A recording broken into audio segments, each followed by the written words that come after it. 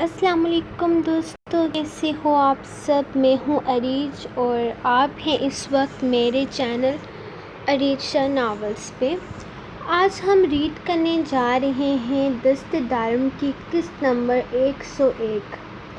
اس novel کی total episode کتنی ہیں یہ سوال مجھ سے روز پوچھا جاتا ہے، اور میں تقریباً روز ہی بتاتی ہوں کہ 140 ہیں مکمل ایپیسوڈ، اور جب تک یہ مکمل ایپیسوڈ نہیں ہوگا تب تک پی ڈی ایف نہیں آئے گا۔ بلکہ یہ بھی میں آپ کو بتا دیتی ہوں کہ جب تک یہ فیس بک پر کمپلیٹ نہیں ہوگا تب تک اس کا پی ڈی ایف نہیں آئے گا، اور جب یہ فیس بک پر کمپلیٹ ہو جائے گا انشاءاللہ میں اس کا مکمل پی ڈی ایف تیار کر کے آپ سب کو دے دوں گی، اور اس کی لاسٹ ایپیسوڈ فیس بک پر نہیں آئے گی بلکہ یوٹیوب پر ہی آئے گی، اور آفٹر یوٹیوب فیس بک پر پی ڈی ایف میں آئے گی۔ تو یہ باتیں میں آپ کو پہلے بھی بتا چکی ہوں اور اب بار بار بتا رہی ہوں، کیونکہ جب ہم پورا ناول فیس بک پہ دیتے ہیں تب اس پر سے نام رائٹر کا ہٹا کر وہ کسی کا بھی نام لکھ کر دے دیتے ہیں۔ پچھلے دنوں جو ہنگامہ ہوا وہ آپ سب کے سامنے ہے، گروپ میں اتنے سارے لگائے گئے پوسٹیں وغیرہ، اور بڑی بڑی ویبس نے آ کر کہا، دھمکیاں بھی دی کہ جوابی کارروائی کریں گے، انتقامی کارروائی کریں گے۔ تو اب آپ خود ہی سوچ لیں کہ کیا کرنا ہے۔ اور باقی جہاں تک بات ہے، ایک ایپیسوڈ تو آپ لوگ پی ڈی ایف میں پڑھ ہی سکتے ہیں، پورا ناول آپ کو فیس بک پر فری میں ملتا ہے، تو ایک ایپیسوڈ سے زیادہ فرق نہیں پڑتا۔ زیادہ سے زیادہ اگر پیکج لگا تو میرے خیال میں جیز کی سمپل 9 روپے کا پیکج لگتا ہے، جو کہ 1000 MB میں پورا دن اس میں وہ آپ لوگ کر سکتے ہیں۔ تو میرا نہیں خیال کہ یہ زیادہ مہنگا ہوگا آپ لوگوں کے لیے، تو اتنا تو افورڈ آپ کو کرنا پڑے گا۔ تو لیٹس سٹارٹ آج کی ایپیسوڈ 101۔ دست دارم قسط نمبر 101، تحریر اریجشا۔ اس کا دل بہت عجیب سا ہو رہا تھا۔ اس وقت وہ بہت زیادہ غصے میں تھا، اور غصے میں اس نے زاوش پر ہاتھ اٹھایا تھا۔ وہ اپنی بیوی پر ہاتھ اٹھانے والوں کو بہادر ہرگز نہیں سمجھتا تھا، لیکن یہ عمل بے اختیارانہ تھا۔ اس نے تو کبھی سوچا بھی نہیں تھا کہ وہ کبھی اپنی بیوی کو تکلیف پہنچائے گا۔ وہ تو زاوش سے بے انتہا محبت کرتا تھا، لیکن زاوش کی غلطی کی وجہ سے وہ اپنے ہاتھ سے بہت برا عمل کر چکا تھا۔ اب وہ اسد خان کو کیا جواب دے گا، جسے اس نے بہت ساری امید دلوائی ہوئی ہے؟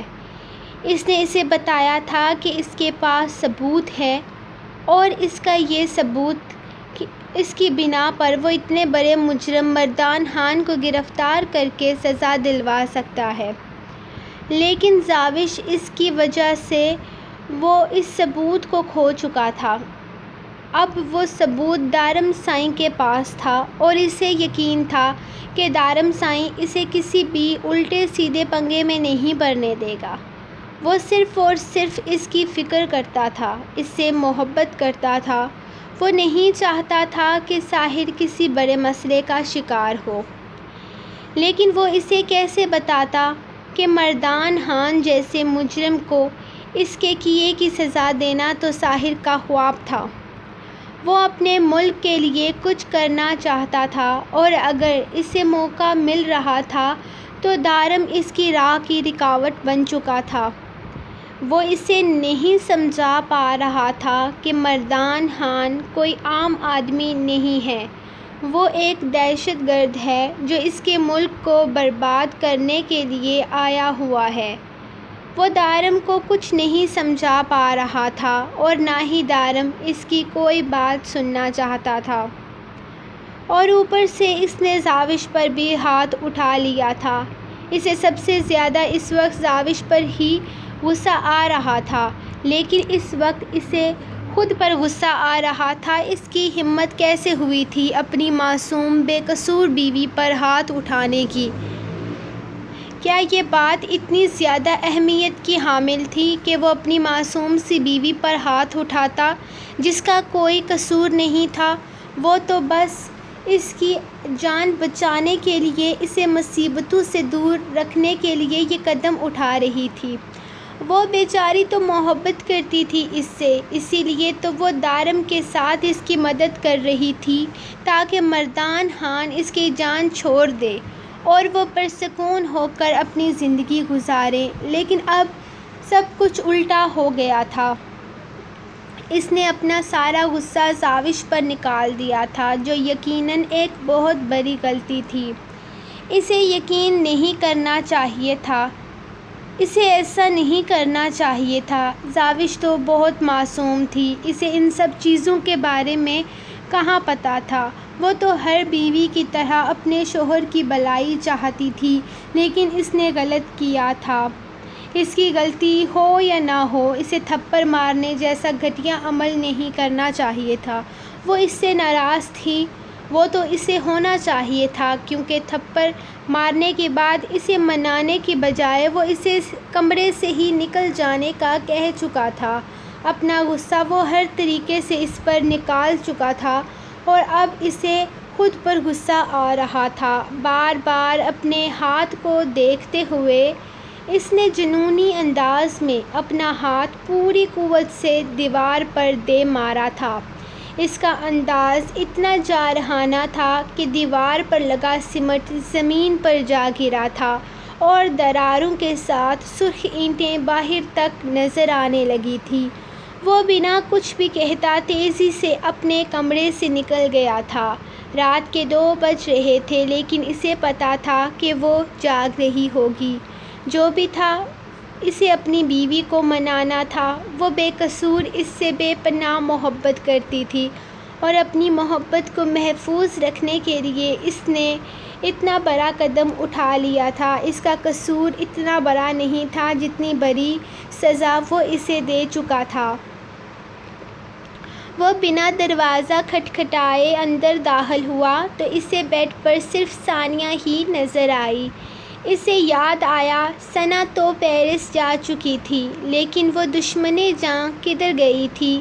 اس نے واش روم کے بعد بالکنی میں جا کر اسے ڈھونڈنا چاہا، لیکن وہ کہیں نہیں ملی۔ اب اسے پریشانی ہونے لگی تھی کہ آخر وہ کہاں چلی گئی یہ لڑکی۔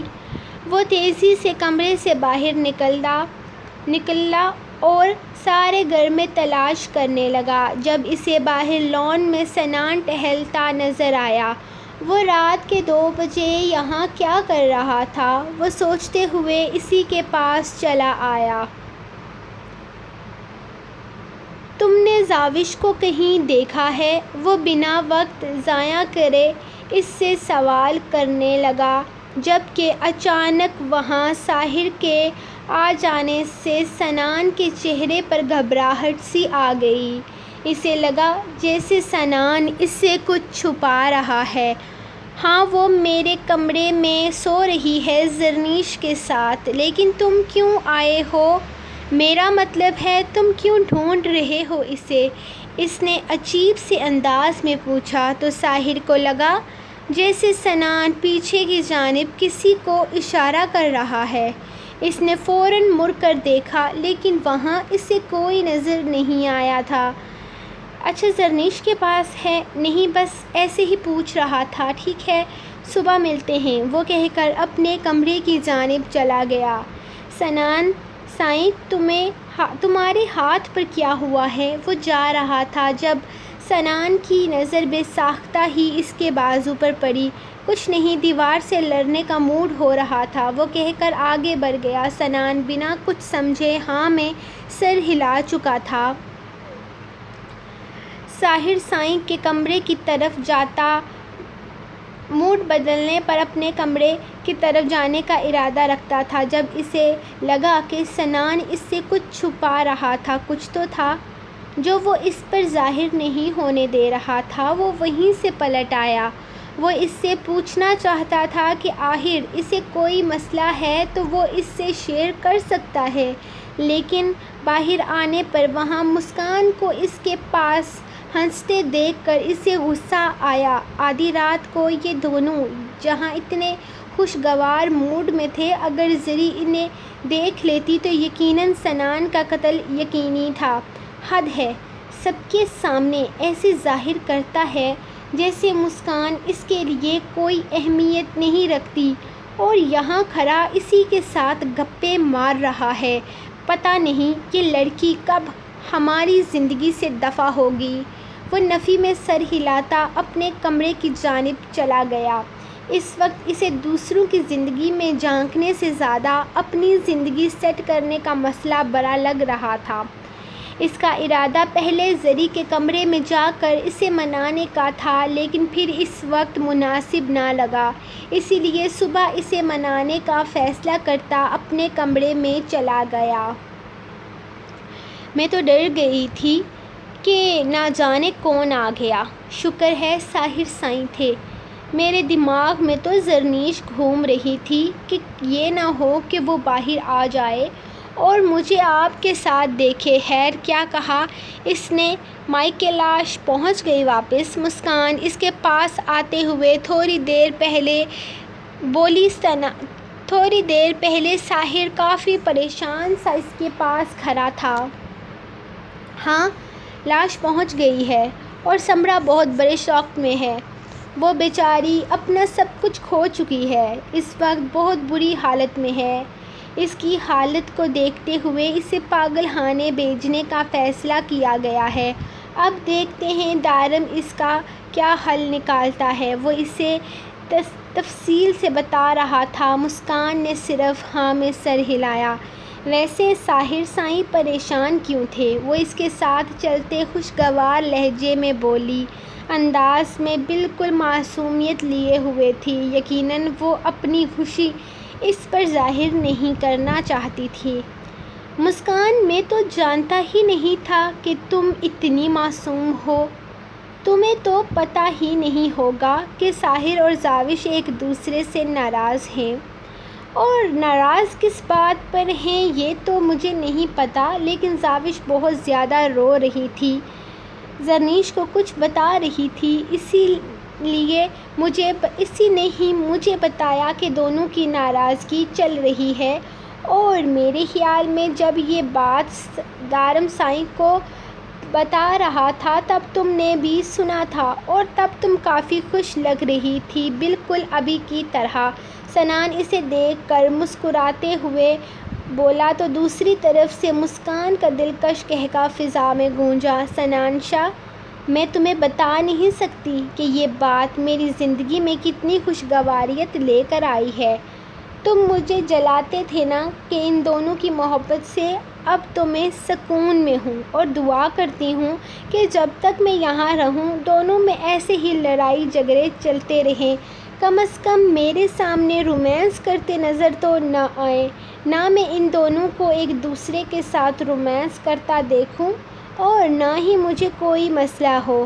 تم سوچ بھی نہیں سکتے ان دونوں کو ایک دوسرے کے قریب دیکھ کر میرا دل کتنا جلتا ہے، کتنے ٹکڑوں میں تقسیم ہوتا ہے۔ میرا دل کرتا ہے کہ اس زاوش کی بچی کو اپنے ساحر سائیں پیچھے سے ہنکارے کی آواز پر مسکان کی چلتی زبان کو بریک لگ گئی۔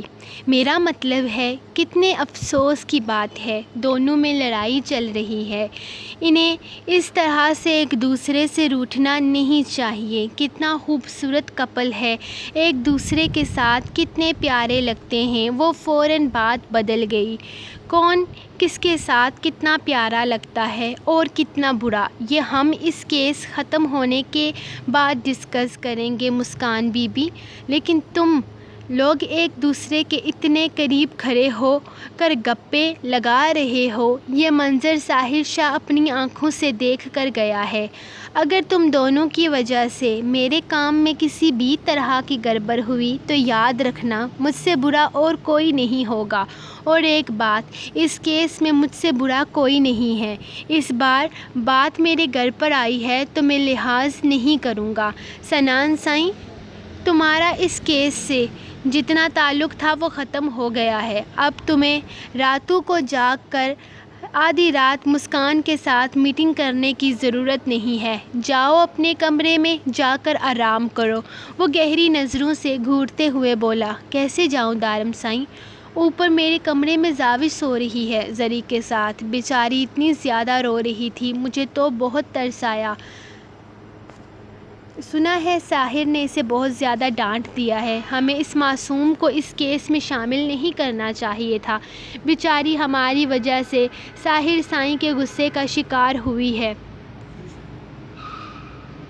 ابھی ساحر بیچارہ بھی اسی کے بارے میں پوچھ رہا تھا، اتنا پریشان ہو رہا تھا۔ یقیناً اسے منانے کے لیے ہی اسے ڈھونڈ رہا ہوگا۔ سنان نے یقین سے کہا، ان دونوں میں جو بھی خراب ہوا ہے سب سیٹ ہو جائے گا، تمہیں پریشان ہونے کی ضرورت نہیں ہے، اور آج تم گیسٹ روم میں سو جاؤ۔ اس وقت رات کے 2 بجے کوئی بھی اگر تمہیں اپنی پاگل بیوی کے ساتھ گپیں مارتے ہوئے دیکھے گا، مجھے یقین ہے کہ کسی کو بھی شک ہو سکتا ہے، اور میں نہیں چاہتا کہ میرے کیس میں تمہاری وجہ سے کوئی بھی مسئلہ بنے۔ شکل گم کرو دونوں اپنی۔ وہ حکم سناتا وہیں سے پلٹ گیا، جبکہ اس کی بات کا مطلب سمجھ کر سنان نے بھی جلدی سے راہ لی تھی، اور مسکان بھی وہاں سے 1 منٹ اور نہ رکی۔ ملے ہو تم ہم کو بڑے نصیبوں سے، چرایا ہے تم کو قسمت کی لکیروں سے۔ وہ اسٹیج پر چڑھا، ہاتھوں میں گٹار پکڑے گنگنا رہا تھا۔ اس کے سامنے تھی وہ، جبکہ عارش آنکھیں بند کیے نہ جانے کن خیالوں میں کھویا ہوا تھا۔ تیری محبت میں سانسیں ملی ہیں، صدا رہنا دل کے قریب ہوگی۔ ملے ہو تم ہم کو بڑے نصیبوں سے، چرایا ہے تم کو قسمت کی لکیروں سے۔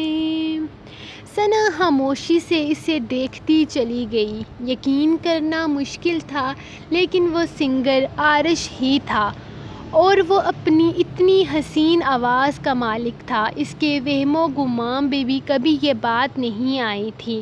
وہ جانتی تھی کہ وہ سنگنگ کرتا ہے، لیکن اتنا خوبصورت گاتا ہے یہ اسے نہیں پتا تھا۔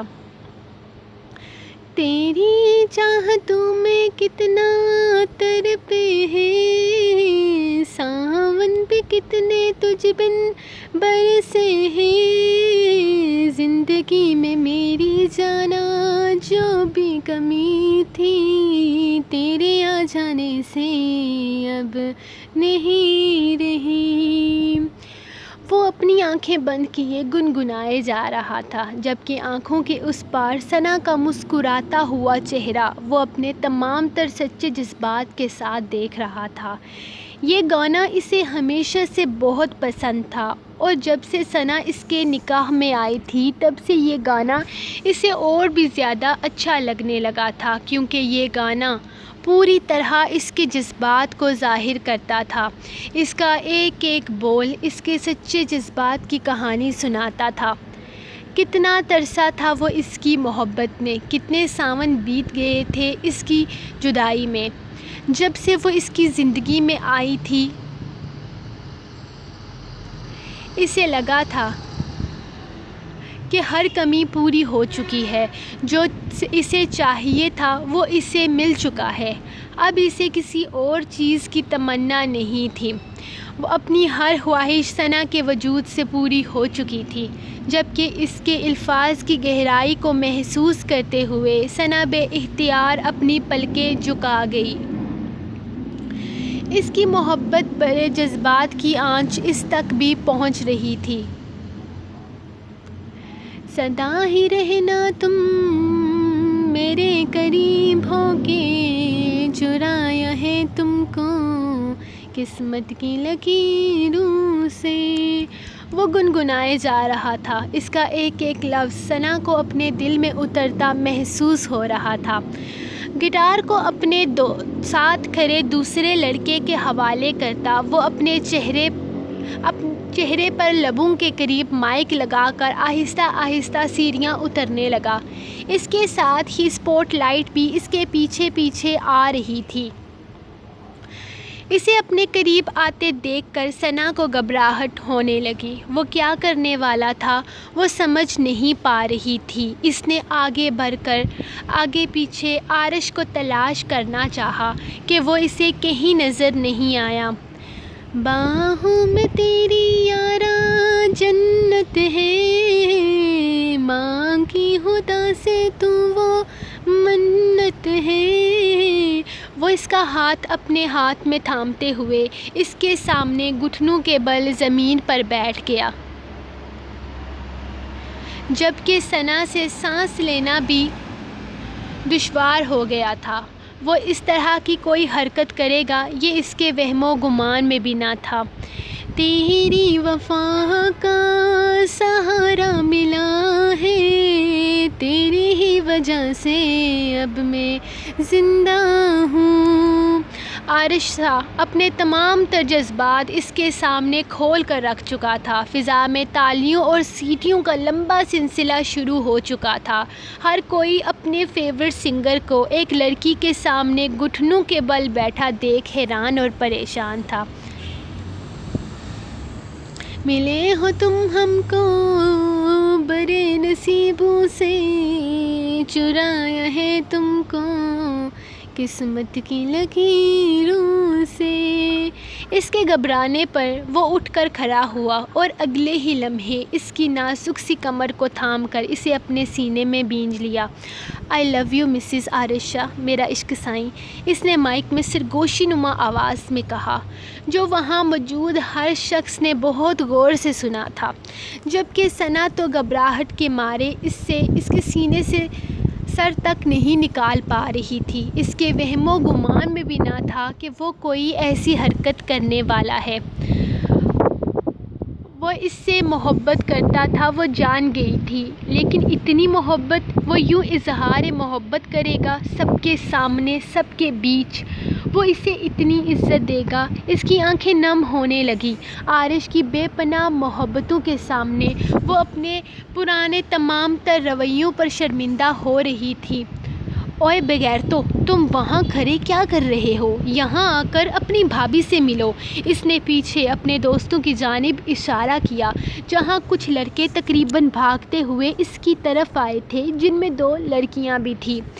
یہ میری عشق سائیں، میری محبت، میرا سب کچھ، اسی کے لیے گاتا تھا میں، وہ سیڈ گانے بھی، اس کے لیے میں اتنا دکھی رہا کرتا تھا، میں اسی کے لیے تو میں نے سنگنگ چھوڑنے کا فیصلہ کیا تھا۔ تم لوگ پوچھ رہے تھے نا کہ وہ کون ہے، وہ لڑکی جس کے لیے میں اتنا پاگل ہوں، تو یہ ہے وہ لڑکی، میری زندگی، میری محبت، میرا سب کچھ، یہ میرے لیے میرے جینے کی وجہ ہے۔